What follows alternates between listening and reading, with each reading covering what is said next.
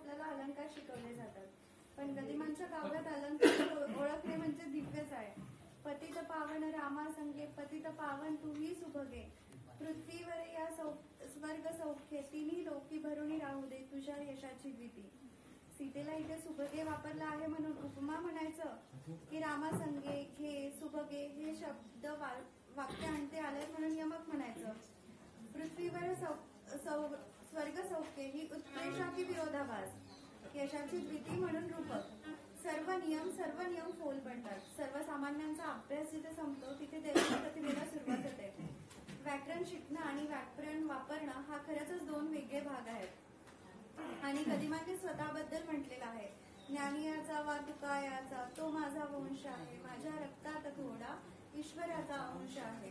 त्याशिवाय हे काव्य घडणं शक्यच झालं नसतं. त्या ईश्वरी अंशाला त्रिवार नमन.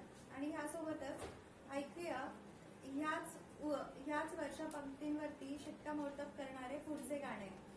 ज्ञानियांचा किंवा तुकयांचाच नाही तर तुलसीदासांचा आणि वाल्मिकांच्याही वंशातले गदिमा आहेत. बाल श्रीरामांचे वर्णन करतायत संजय पोळ अर्थात बाबा. रामचंद्र